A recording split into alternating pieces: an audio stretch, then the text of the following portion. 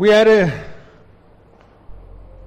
an amazing day yesterday with a bunch of people who we helped at our Adopt Hope street cafe, where we just dished out a bunch of stuff for free. We helped 890 people to sleep warm, to have clothes, and we can just testify about God's goodness through our hands and feet. And we are so privileged that He uses us to do stuff like that. Now this morning, I just want to stand still with the idea of remarkable. And before I start, I just want to say we're so grateful for each and every single person who's involved with Kruispad, and who's actually giving as much time as they give, as much money and as much resources as they give to help to reach our community. What I want to talk about when I talk about remarkable is I want to make the following statement. The church is inconceivable, remarkable. And as actual fact, it's hard to grasp what I'm going to tell you this morning. It's not easy. We actually think it's crazy. And the church is inconceivable, remarkable. In other words, if I talk about South Africa and the country that we live in, we think we're doomed. And a lot of people on a plane and immigrate to different countries. But the fact of the matter is, the church is the answer to South Africans' problem. That's how remarkable the church is. People, Hannes, get your head out of the clouds. Why don't you just go home, sleep it off? I think you're a bit crazy. And it might sound crazy this morning, but I'm going to show you how remarkable the church is. History has proven itself over and over and over that the church is inconceivably remarkable. And we as a church have a responsibility. Even though we're already doing what we're doing, the responsibility never lifts. Actual fact, we can do as a church. If I'm talking about church this morning, I'm not talking about Kruispad. I'm talking about the capital letter C, church in the world. The church in South Africa is the answer to our dying country. Is the answer to a lot of pain that we have at the moment. The church is important. So I'm going to take you on a time travel journey this morning. And when I clap my hands together, we're going to go back in time. And there's no such thing as a time machine, I know.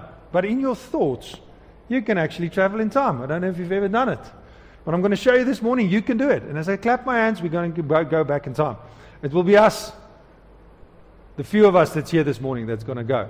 And when I clap my hands, we are in the city of Rome, 82 years after Jesus Christ was born. And we arrive in the time of Emperor Domitian. He's the emperor of Rome. The eternal, glorious Rome. They believed it's eternal. It's never going to go anywhere. They are the world rulers at the time. There's no presidents or other countries. They rule the world. And we just arrived in Rome. Just to give you a bit of background, Domitian's father was Vespasian. Vespasian was appointed by Nero himself, the emperor at that time. He was appointed by Nero as a general to go and to destroy all the Jewish people. He must destroy the Jewish rebellion. And he did that for 2 years until Nero was assassinated. And when they assassinated Nero, they said, Vespasian, you need to come back to Rome, come back from Judea where you were working with the Jews, and come and take over the governing position of the world. This was a very, very, very horrific, gruesome time in the world.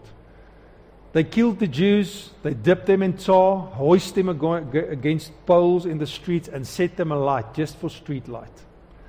They raped the women on the streets, they beat the children to death on the streets in front of everybody. This was the gruesomest, most horrific time of the world ever. They crucified people everywhere. So when Vespasian left, he said to his son Titus, if you can see it there, Titus, you take over from me. And Titus took over, and he finished what his dad had started. He just destroyed everything. He destroyed Jerusalem. They've broken down the temple. There's not even one stone on each other left. And then Titus followed up on Vespasian, and he became the new leader of Rome when his dad passed away. But Titus only ruled for 2 years, and then he passed away. And then Domitian was crowned the new emperor of Rome. And here we are. We've just arrived. And Domitian is the emperor.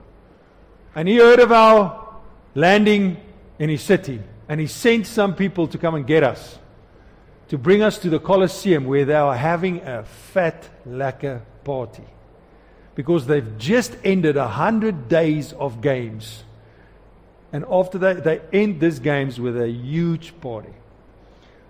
So, on our way with our guide, we walk to the Colosseum and we pass by the arch of Titus. We actually went through this arch. Now, Domitian had this arch built in honor of his brother that defeated the Jews. So everybody would remember what Rome did to the Jewish nation. And as we pass through this arch, on the sides you can see how they've engraved the pictures of how they destroyed the Jewish temple and the Jews. So we went through the arch and we continued, and we come to a big VIP gate, the main gate of the Colosseum. Only certain people may enter through this gate. But they opened the gates for us, and the guy walking in front says, no, we must follow him. And we followed him inside, and there were people all around us. We met a lot of people. We shook a lot of hands. And there were all kinds of people. There were slaves. There were soldiers. There were gladiators. There were people. There were crippled people lying on the floors because they've been injured by the Roman soldiers. But as we enter, we see very important people. People that's wearing long robes and gold and rings and stuff. And we greet a lot of those people, and they are friendly. But we don't talk to all of the people because we're not allowed to. Only the higher society. And they take us to an open veranda where there's a bunch of food and enough wine to float a ship. Unfortunately for us, we're all following Jesus, so we can't drink the wine. So we would just go thirsty. And as we look left, we see the Emperor of Rome sitting on his throne. We immediately got there because of the time travel. We are all tired, and we started eating. And almost at the end of our eating experience, it was lovely. We see the Emperor of Rome calling someone closer, and he whispers in this guy's ear. And this guy comes over, and he walks over to where we are. And he brings a question. Now, you need to understand, they speak Latin. Now, luckily for us, I've been taking Latin since grade one, so I can understand what they're saying, but I have to explain it to you what went down.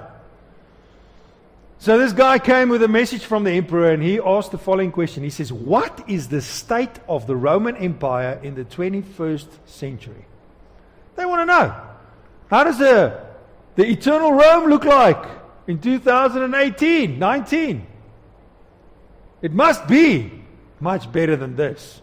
I mean, this is as big as nobody could ever even have imagined.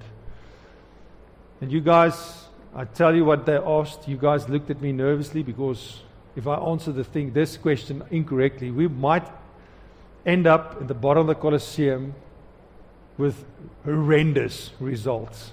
Horrific stuff will happen to us. So nervously, with the sweat breaking out of my head, I started in Latin. Your Excellency, to understand the future of Rome, I must first rehearse a bit of recent history. You know that 12 years ago, your brother, Titus, went into the city of Jerusalem and he destroyed everything. And that arch of Titus is actually the testimony that this has happened. And the Romans defeated the Jews. They destroyed them. But as they walked into the front door of that temple, it's like God, the God of the Jews, actually is as if he walked out the back door and he was never destroyed. And you know what? That God actually had an influence on the Roman government. The kingdom of that God actually killed the Roman Empire. And everybody there was silent. Nobody said nothing. There was a frown forming on the emperor's forehead. And the rest of the people standing there were just looking, waiting for a sword that's going to be drawn. But in any case, the soldiers close to our table, they even moved their hands to their swords as I said this. I continued, I said, the Roman gods are no gods at all in the 21st century. They don't even exist anymore. 230 years after you, Emperor Domitian, there was another Roman emperor, and his name was Augustine. He took the responsibility on himself to destroy each and every single temple of a foreign god in Rome. And he made it law that people were only allowed to serve one God, the God of the Jews. Only one God. No more gods for you. No more gods. At this, the emperor stood up out of his throne. And he looked me straight in the eye and he shouted at me. And he said, "But how can this be? How can this be?" I said, "Emperor, for you to understand, I need to take you on a time travel journey. 50 years from now, back in time. 50 years back in time, there was a guy. He was a wild guy. Every day was a messed up hair day for this guy. He wore pigskins for clothes. He ate locusts from the field. And he had a sermon to preach each and every single day of his life.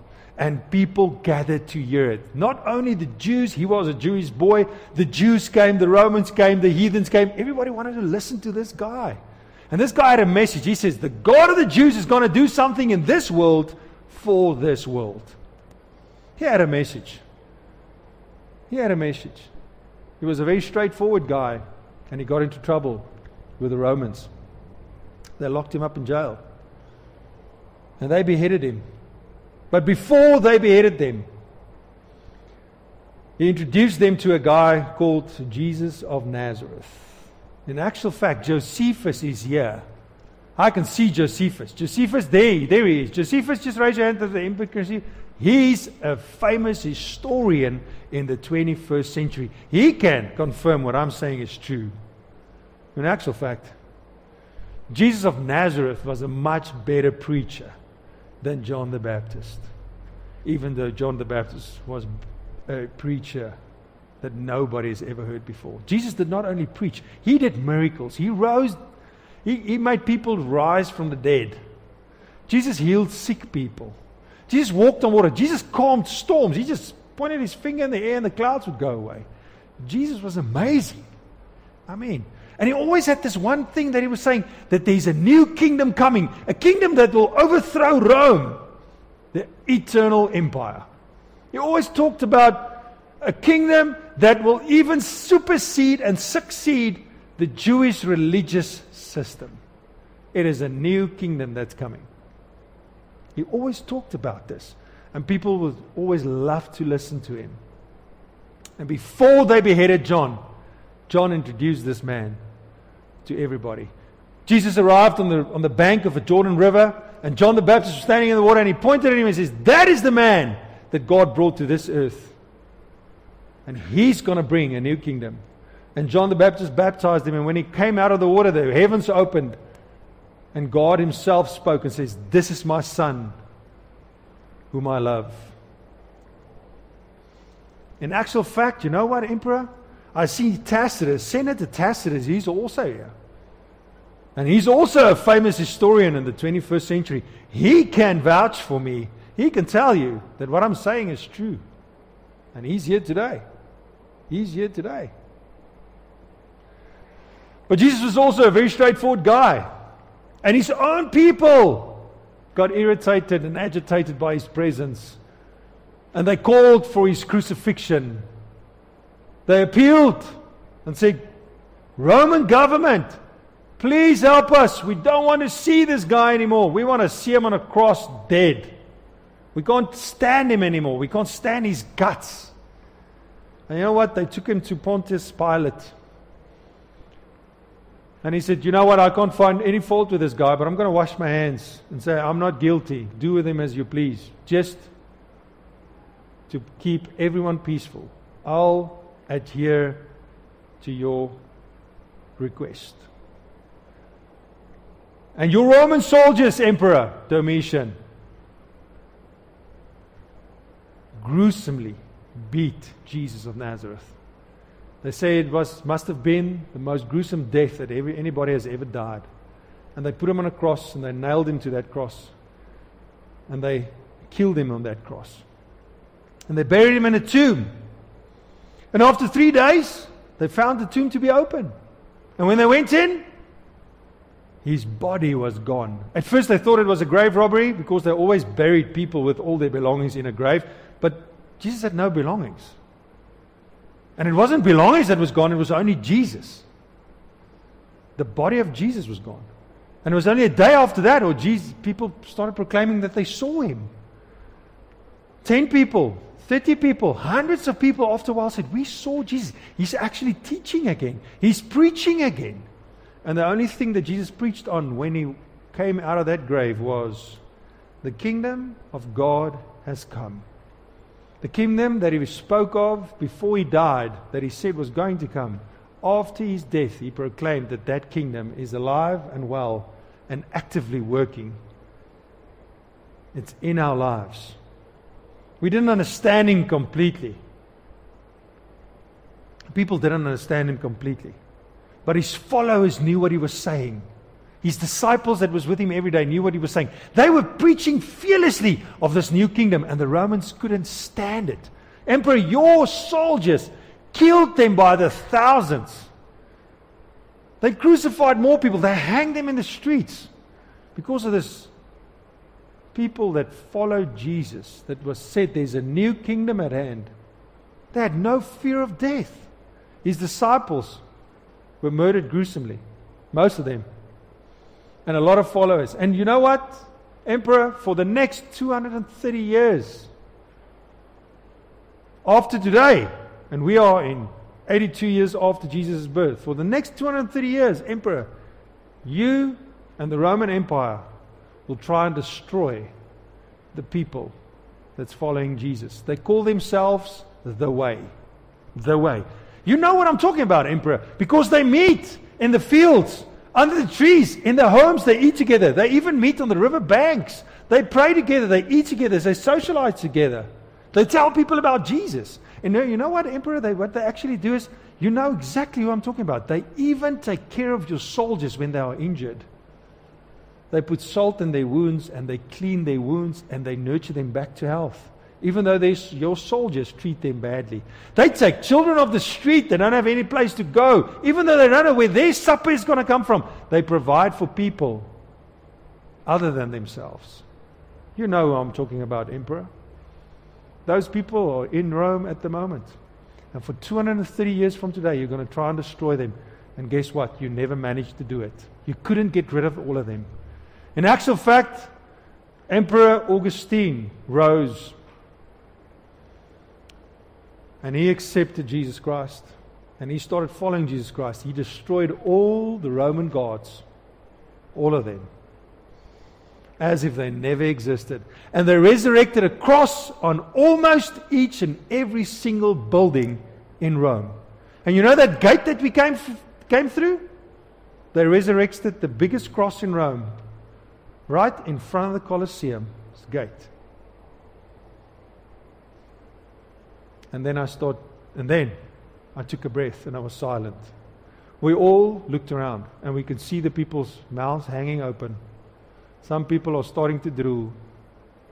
They can't believe their ears. You just see a frown on the forehead of the emperor. We don't know what's going to happen. The thoughts that went through their mind was, all our gods destroyed? It's impossible. We have an eternal kingdom. Crosses on all the buildings? We're not infinite? No ways. A rabbi, dead 50 years, worshipped by the emperor that had executed him? We worship the guy who we executed? We came to believe that he was the Son of God? Impossible. And before they could do anything, I continued. I said, you see, O great Domitian, you are only known in the future as the emperor of terror. The whole Roman Empire is summed up in a paragraph or two in our history books. And that's it. No emperor is even spoken of in the 21st century except one, Augustine. They talk about Augustine to this very day. And what's happened? That the church overthrew the world leaders. That's what happened.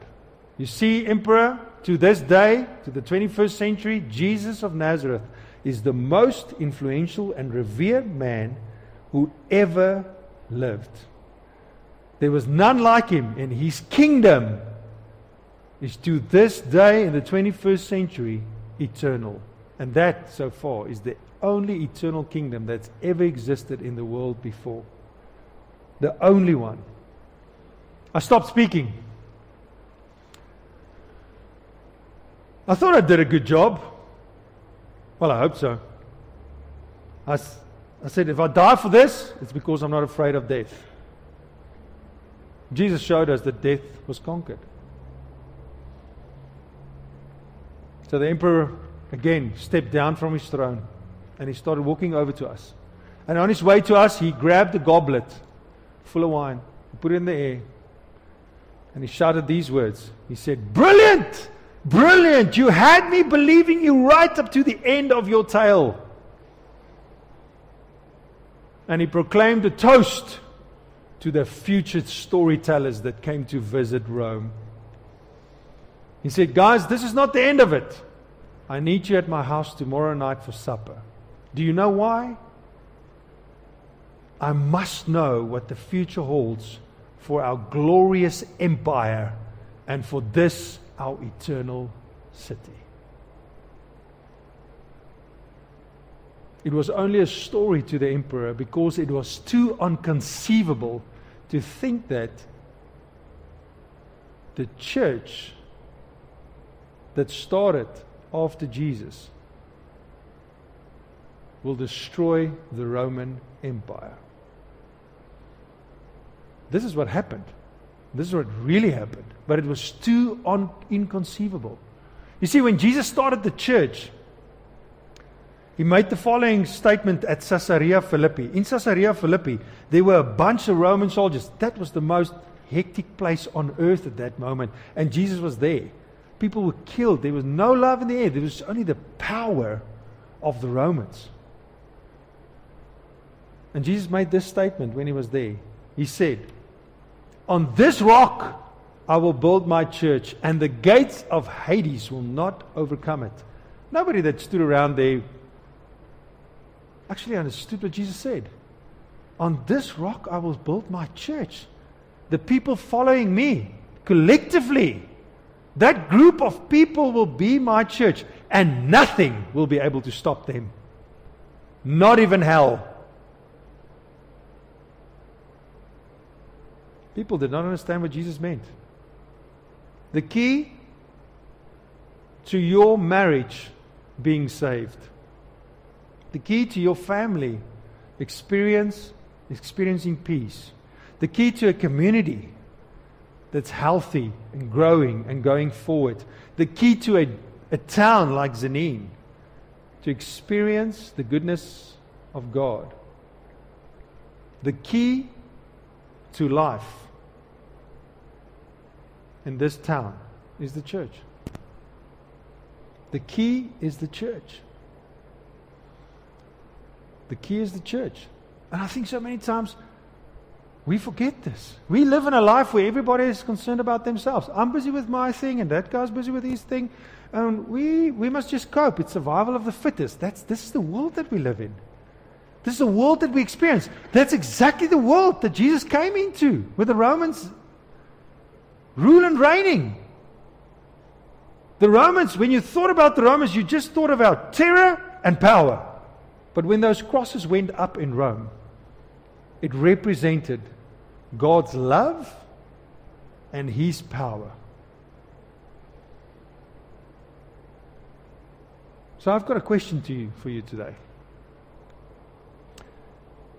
Do you believe in His church? Do you believe in His church?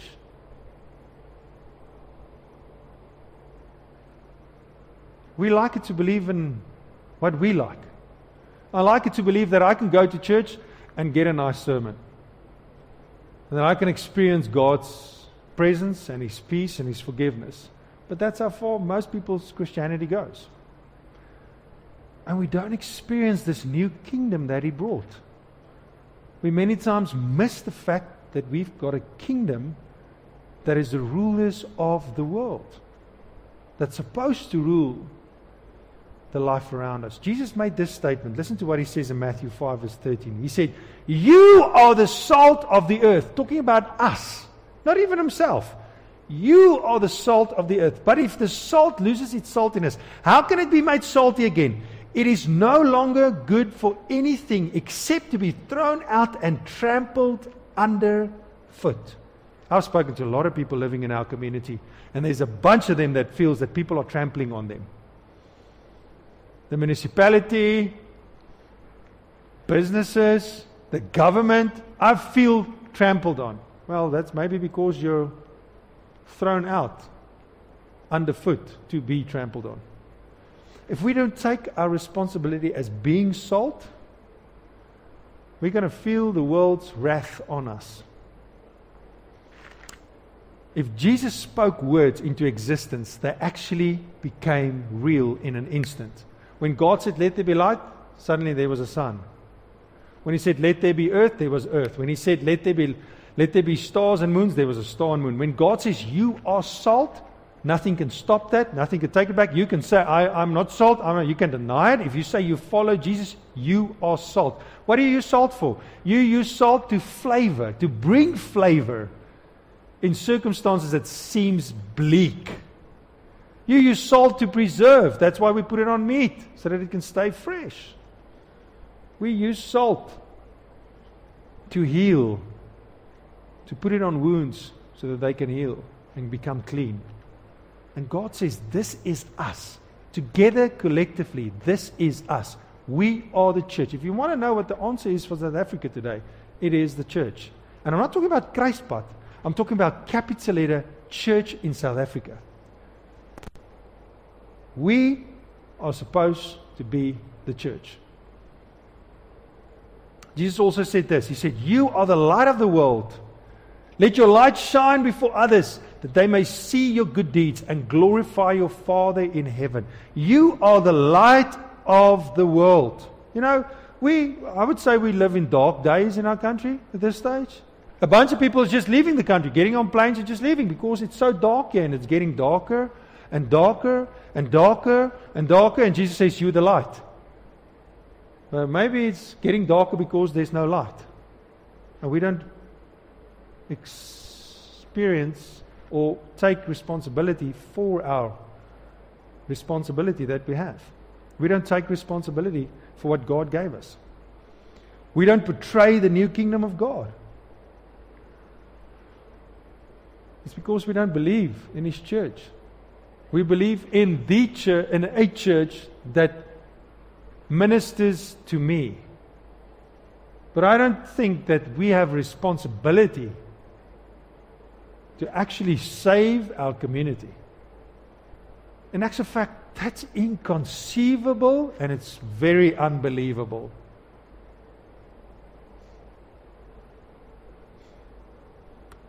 What are we going to do with our responsibility as His church? This is my question.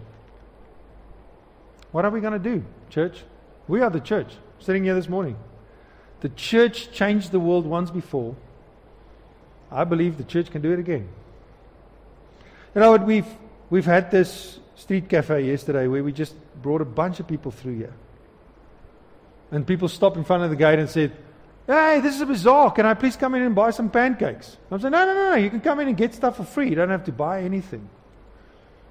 And they would just not come in. They would just, go backwards and say, no, I'm fine. Thanks, man. I thought there was pancakes. Thanks, bye-bye. And they would get in their cars and they leave.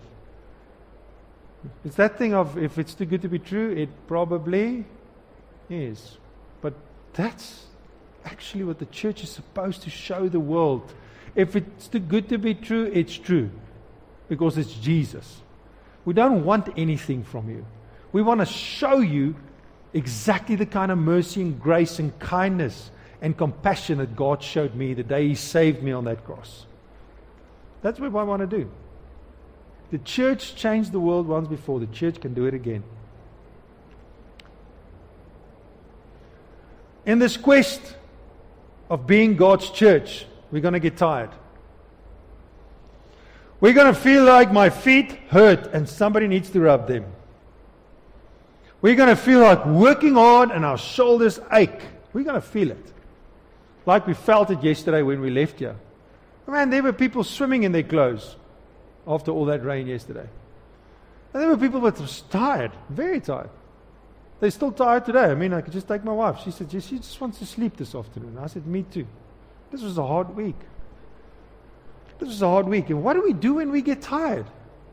Well, Paul answered that question for us in 1 Corinthians 15, verse 58. He says, therefore, my dear brothers and sisters, stand firm. Keep standing. Let nothing move you because you're on a rock. Always give yourself fully to the work of the Lord, because you know that your labor in the Lord is not in vain. When you become part of this movement, when you become part of the way, when you say, I'm a Christian, when you say, I'm the light, when you say, I'm the salt of the earth, you are investing into an eternal kingdom, and nothing you do is done in vain. We are investing time, energy, money, resources, everything that God has blessed us with. We are investing in an eternal kingdom. And anybody who lives and does investments for a living will tell you that is the best investment you can ever do. Something that you invest that will last forever. It's the only place in the world that you can invest that it would last forever. So keep on going, standing firm. With all that said, the church is the hope of our community. It's the hope of our small town. It's the hope of the towns around us. On Tuesday this week that's passed, Polokwane, the church from Polokwane, they arrived with their leadership. They said, we want to learn how to do this street cafe. Can you believe that we actually started to being contagious? That's what happens when we start sowing hope into a broken world. That's what happens when we start being salt and light. We start being contagious, and people say, whoa, we must do this. Yesterday, Modemole and warm baths, Bella Bella, their leadership from their churches arrived here. And we took them on the tour. Polokwane are doing their street cafe in March. Warm baths, Bella Bella and Modemole, they are doing theirs in May. We actually started with something that can touch the whole country. What do you think is going to happen if the church in South Africa starts being the church, starts being light and salt? What do you think is going to happen? Rather than moaning about having no electricity, finding out what is the problem. Why don't we have electricity? Can I do something? Oh man, do I need to load my boot full of coals and take it there so that they can generate some power? Let me do that. You know, I can moan about the pothole in the street. Or I can say, hey, when we pass here, just get a shovel at home. When we pass here again, let's just close this thing, you know. What's going to happen if the church really becomes the church? If we really become the kingdom that God made us to be, what's going to happen? If we don't only live for our selfish selves. You know, Jesus, his disciples argued. Because they lived in a world where it was the survival of the fittest until Jesus came. They know Jesus was this new king and he talked about this new kingdom, but they fought about who was second and who was third and who was fourth and who was fifth. And they started arguing. while they're following Jesus. And Jesus got so irritated and agitated by their stupid nonsense that he stopped them right there in the truck. He says, guys, sit down on the grass, open your ears, listen to me, look at me in my face. You don't get it. You don't get it. Not even the Son of Man, talking about himself, came to this world to be served. But he came to serve so that each and every single person can be set free from their sin and have a relationship with God. If you want to be great in the kingdom that's here, that I'm proclaiming is coming, serve like I serve you. And man, was Jesus mistreated. And man, did Jesus get tired. And man, did Jesus pray for God to save him. But there's only one way: to serve sacrificially like he did it for us. That's what it means to be salt and light. And we have responsibility, church. If you want to see a better future, if you want to see a better country, maybe you need to get out of your world a bit. Maybe you need to try and limit your pleasure. You know? Not only work in building your own kingdom and getting your own status in life. Maybe you need to be part of something bigger than yourself. Something that's an investment in eternity. God did it once with Rome.